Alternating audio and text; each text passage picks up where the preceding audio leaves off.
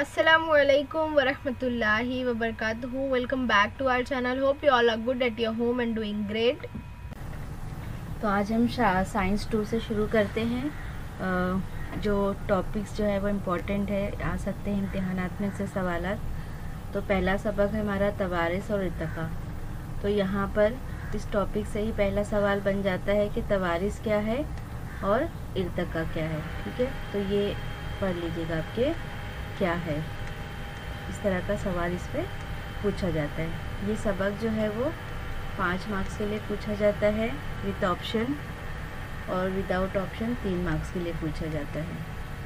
सबक बहुत ही आसान है, आप एक बार रीड करते हैं तो आपको समझ में आ जाता है, आप अपने जुमलों में लिख सकते हैं। साइंस 2 में ज़्यादातर सबक ऐसे हैं जिनको आप समझकर अपने जुमलों में उसको लिख सकते हैं आसानी से। तवारिस और तवारिसी तब्दीलियाँ, इस टॉपिक में इतना इम्पोर्टेंट नहीं है कुछ भी, बस यहाँ पर जो साइंस दौर से मुतालिक मालूमात दी गई है वो आप थोड़ा सा एक बार देख लीजिएगा। यहाँ पर किसने किस चीज़ की दरियाफ्त की है। ठीक है, इसके बाद में है यहाँ से पूछा जाता है ट्रांसक्रिप्शन, तारीफ़ लिखिए इसकी, फिर ट्रांसलेशन, इसकी तारीफ़ याद करिएगा आप, और ट्रांसलोकेशन, इसकी तारीफ़ आप याद कर लीजिएगा। ठीक है, ये इसमें इम्पोर्टेंट है, तारीफ़ जो है वो सवाल में पूछता है। तो इस तरीके से आप इस सब की तारीफ़ याद कर लेना। तो यहाँ पे ट्रांसक्रिप्शन की तारीफ़ दी गई है। फिर नेक्स्ट सफ़े पे देखते हैं।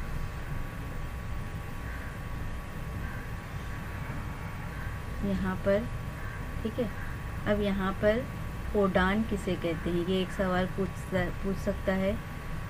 ठीक है, तो यहाँ पर इसका जवाब यहीं से खलिए के मरकज़े में यहाँ से लेकर यहाँ पर है। ठीक है, तो यहाँ पर इसमें से ये आपको याद रखना है कि कोडान किसे कहते हैं। इसके बाद में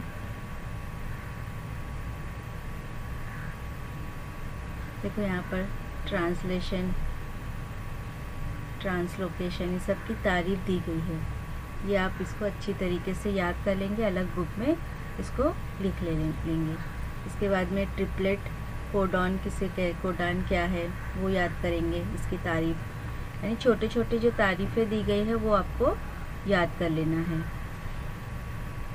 इसके बाद यहाँ पर इसमें इस टॉपिक के अंदर एक सवाल पूछता है कि म्यूटेशन यानी कि नवतगल किसे कहते हैं। ठीक है, किसे कहते हैं, ये सवाल पूछा जाता है। तो इस तरह से ये टॉपिक में से छोटे छोटे कई सवालात जो है वो हमने देख लिए। तो ये आपको याद करना है, बाय हार्ट कर लेना है अच्छी तरीके से। तारीफ़ है किसे कहते हैं, यही इस टॉपिक में से पूछा जाता है। फिर इर्तिका, पहले ही बताया मैंने इर्तिका क्या है, इसके बारे में मालूमात दीजिए। तो यहाँ पर इर्तिका किसे कहते हैं वो आपको यहाँ से इस पैराग्राफ में से पॉइंट वाइज बनाकर लिखना है। ठीक है, इसके बाद में है थियरी ऑफ इवोल्यूशन, नज़रिया इर्तिका। ये जो है वो इम्पोर्टेंट है, ये भी लास्ट ईयर ही भी पूछा था 3 मार्क्स के लिए।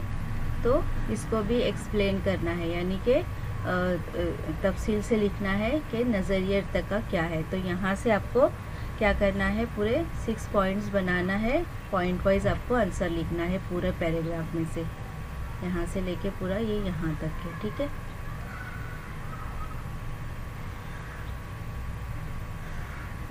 तो यहाँ पर आपको ये याद कर लेना है। तो ये 2 टॉपिक जो है वो आप रीड भी करेंगे तो आपको समझ में आ जाएगा कि इर्तिका किसे कहते हैं, इर्तिका की तारीफ़ किसे कहते सिर्फ आएगा तो ये लिखना है। इर्तिका यानी मरहलावार तरक्की, अमल बहुत ही सुस्त रफ्तार और जानवरों की तरक्की ज़ाहिर करने वाला है, बस इतना लिखना है। डिटेल पूछेगा तो आपको ये नीचे का जो पैराग्राफ दिया गया है वो उसमें से आपको लिखना है। इसके बाद में है इर्तिका के सबूत। अब देखो इर्तिका के सबूत में बहुत यहाँ पर दिया हुआ है के शक्लियाती सबूत। तो ये सब चीज़ें आपको रीड करके जाना है, इतना इम्पोर्टेंट पूछा तो नहीं अब आज तक, सिर्फ रीड करके जाना है क्या है। तो आप अपने जुमलों में भी इसको लिख सकते हैं। इसके बाद में एनाटॉमिकल एविडेंस, तशरीही सबूत, ये भी आप एक बार देख लीजिएगा। इसकी शक्ल नहीं बनाना है, लेकिन अगर इसके बारे में पूछता है तो आप इसकी यहाँ से मिसाल, नाम इसका लिख सकते हैं मिसाल का, कि शक्लियाती सबूत में क्या मिसाल है। यहाँ पर ये अमल वगैरह दिए, ये सब नहीं करना है, ठीक है। इसके बाद आगे है इसका आसारी अज़ा, वेस्टेज ऑर्गन्स। तो ये भी आपको रीड कर लेना है, ये इम्तिहान में पूछा तो नहीं है अभी तक के, और इतना इम्पोर्टेंट भी नहीं लग रहा है, ठीक है।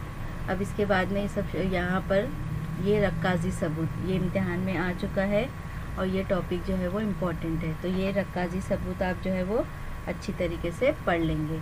इसके बाद इसमें ये भी पूछता है रक्काज़ात किसे कहते हैं, फॉसिल्स किसे कहते हैं। तो ये जवाब में जो है वो ये एक और सवाल आ जाता है हमारा। तो ये रक्काज़ी सबूत का टॉपिक जो है वो इम्पोर्टेंट है, इसको अच्छे से याद कर लीजिएगा। बाकी के जो टॉपिक्स है उसको आप रीड करके समझ लीजिएगा, ठीक है। तो रक्काज़ी सबूत में ये पैराग्राफ भी इसमें इंक्लूडेड आ गया। तो इसके अंदर हमको रक्काज़ी सबूत में ये तमाम चीज़ों को अच्छे से बयान करना है, क्या है ये कदीम जानदारों का ज़माना, दरमियानी, जदीद, तो ये सब चीज़ें उसमें तफसील से बयान करने के लिए आता है। तो वो तमाम चीज़ें आपको उसमें लिखना है। इसके बाद में अलग से भी सवाल आता है कार्बनी पैमाइश जमा, कार्बन डेटिंग किसे कहते हैं। तो ये यहाँ पर इसका ऊपर ही जवाब है यहाँ पर, ठीक है। तो ये कार्बनी पैमाइश जमा यानी कार्बन डेटिंग किसे कहते हैं, इस टॉपिक में से 2 सवाल हमारे बन गए, यानी टॉपिक कैसा इम्पोर्टेंट है हमारे लिए। तो इस तरीके से आप इसको पॉइंट वाइज और शक्ल के साथ इसको समझाएंगे। इसके बाद में है दरमियानी कड़ियाँ। तो दरमियानी कड़ियाँ ये भी इम्पोर्टेंट है, पढ़ेंगे इसमें। ये सब शक्ल बनाने की ज़रूरत नहीं है, जब आप जवाब लिखते हैं तो आपको ये सब चीज़ इनका नाम लिखना है एग्ज़ाम्पल में, शक्ल बनाने की ज़रूरत नहीं पड़ेगी आपको। इसके बाद में है यहाँ पे दरमियानी कड़ियाँ के अंदर यहाँ पे आ जाएंगे हम। तो दरमियानी कड़ियाँ, यहाँ से ये पूरा पैराग्राफ इसके अंदर से आपको लिखना है, ठीक है। तो आप पॉइंट वाइज लिखेंगे तो ज़्यादा अच्छा होगा, मार्क्स भी मिलेंगे आपको।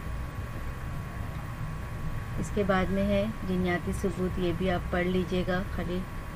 इसके बाद अगला टॉपिक है हमारा डार्विन का कुदरती इंतखाब का नज़रिया। ये इम्पॉर्टेंट है, ये हमको अच्छी तरीके से याद कर लेना है। तो इसमें भी ये पूरा पैराग्राफ है। यहाँ पर देखो ये पॉइंट है, जो काबिल है वही ज़िंदा रहेगा, ये इसको अंडरलाइन करेंगे जवाब में, ठीक है। तो इसे ओरिजिन ऑफ स्पाइसेस कहते हैं, नामी किताब में छपा था, ये इसके अंदर है, ठीक है। तो यहाँ से ये पूरा पैराग्राफ जो है वो आपको लिखना है इसके अंदर। तो ये पूरे पैराग्राफ में जो है वो इस डार्विन का कुदरती इंतखाब का नज़रिया आ जाता है। इसके बाद अगला है वेरी इम्पोर्टेंट, ये भी बहुत इम्पोर्टेंट है, लेमार्क का नज़रिया इम्पोर्टेंट है, इसमें भी आपको पूरा पढ़ना है और इसमें पूरे पैराग्राफ में से आपको लिखना है। अब ये लेमार्क का नज़रिया, इसमें use of disuse of organs है, यानी कि अज़ा का इस्तेमाल और गैर इस्तेमाल, इसी टॉपिक को लेते हुए जो है वो आगे के पॉइंट समझाए गए हैं। तो उसी को देखते हुए आपको ये सारी चीज़ें समझना है, यानी जिन चीज़ों का, जिन अज़ा का हम इस्तेमाल करते हैं वो बाकी रहते हैं, और जिन अज़ा का इस्तेमाल नहीं होता है तो वो कैसे होते हैं, धीरे धीरे फ़ना हो जाते हैं। तो लेमार्क ने उसके नज़रिए में यही चीज़ को वाज़े की है। तो ये पूरा आप इसको पॉइंट वाइज करेंगे, ठीक है। शक्ल बनाने की ज़रूरत नहीं है यहाँ पर भी, यहाँ पे आपको सिर्फ मिसाल देना है। तो इस तरीके से ये दोनों टॉपिक, डार्विन और ये लेमार्क का नज़रिया इम्पॉर्टेंट है, ये आप इसको अच्छी तरीके से याद कर लेंगे। तो यहाँ पर अगला टॉपिक है जमात का ज़हूर, ये भी इम्पॉर्टेंट टॉपिक है। लास्ट ईयर पूछा था या उसके पहले पूछा था 2 मार्क्स के लिए, इसमें पूरा पैराग्राफ आपको पढ़ना है, ठीक है। इंसानी इर्तिका, इसको भी आप एक बार रीड कर लेंगे, ठीक है, कि इंसानी इर्तिका क्या है। यहाँ से पूरा इंसानी तका के बारे में आप ये रीड करके जाएंगे अच्छी तरीके से। इसके बाद अगला है हमारा इंसानी दिमाग में रोनुमा होने वाले इर्तका। यहाँ पर भी ये भी इतना इम्पोर्टेंट नहीं है, ये भी आप एक बार रीड करके चले जाना, ठीक है। इसके बाद में है निंडरथल इंसान, ये पैराग्राफ आप लोग अच्छे से पढ़ लेंगे, ठीक है। निंडरथल इंसान के बारे में ये पूरे पैराग्राफ में दिया हुआ है और सवाल भी आता है। तो यहाँ पर इस सबक में जो बीच में से कौन से टॉपिक्स पढ़ना है वो बताया मैंने, और जो इसके मश्की सवालात हैं वो आपको पूरे करना है। मश्की सवालात एक भी नहीं छोड़ना है आपको, क्योंकि साइंस 2 जो है बहुत वास्ट है, और इसमें मश्की सवालात के अलावा भी हमको क्या पढ़ना है वो हम बता रहे हैं आपको। और मश्की सवालात जो है वो पूरे आप हल कीजिए। जितने भी टॉपिक्स बताए गए हैं वो सब मश्की सवालात में कवर हो रहे हैं। लिमराक का नज़रिया, डार्विन देखो, जिन्यात, इर्तका, दरमियानी कड़ी, ये सब टॉपिक्स जो है वो बताया गया है, तो ये सब इसके अंदर कवर हो जाता है। तो मश्की सवालात में से जो है वो एक भी सवाल आपको छोड़ना नहीं, अच्छी तरीके से पढ़ लेना है। तो जो टॉपिक्स बताया गया है उसको अच्छी तरीके से याद कर लीजिए, बाकी चीज़ें जो है वो रीड करके समझ लीजिए और अपने से जवाब लिखने की कोशिश कीजिए, क्योंकि पहला सबक जो है वो साइंस 2 के जितने भी सबक दिए गए हैं उसमें कुछ सबक को छोड़कर जो है वो सब सबक आसान है। एक बार आप समझ लेते हैं तो उनको आप आसानी से अपने जुमलों में लिख सकते हैं। बस जो कुछ सबक है जिसमें आपको नाम याद रखना है तो वो नाम आपको बाय हार्ट करना पड़ेगा। तो यहाँ पर आज मैं सिर्फ पहला सबक बताती हूँ, इंशाल्लाह जो है वो अगले वीडियो में 3-3 सबक बताकर ये साइंस 2 जो है वो हम कंप्लीट करेंगे। तो यहाँ पर जो है वो पेपर इंकलाब में जो है वो एक टॉपिक आया था कि इम्तिहान सर पर है, अब नहीं पढ़ेंगे तो कब पढ़ेंगे, ठीक है बच्चों। तो ये जो है वो अब हमारे लिए हम पर लागू होता है, हम स्टूडेंट्स पर लागू होता है कि अब सर पर इम्तिहान आ गया है, अब आपको पढ़ना ही है, क्योंकि अब दूसरा कोई रास्ता नहीं है। क्लासेस अगर आप जाते हैं तो भी आपको ही पढ़ना है, ना क्लासेस वाले, ट्यूशन वाले, स्कूल वाले अब कुछ नहीं कर सकते। अब आप पूरी मेहनत आपकी है, तो इसलिए अब आप दिल और जान, दिमाग सब चीज़ लगा कर जो है वो आप अपनी पढ़ाई पे फोकस कीजिए। और जो रोज़ाना नई नई न्यूज़ आ रही है, एग्ज़ाम होगा नहीं होगा, 50% रिड्यूस होगा सिलेबस, क्वेश्चन बैंक दिए जाएंगे, तो फ़िलहाल अपने माइंड को उस तरफ से हटा लीजिए, ठीक है। गवर्नमेंट अभी अगर क्वेश्चन बैंक देती है तो बहुत अच्छा है स्टूडेंट्स के लिए और कुछ हेल्प करती है।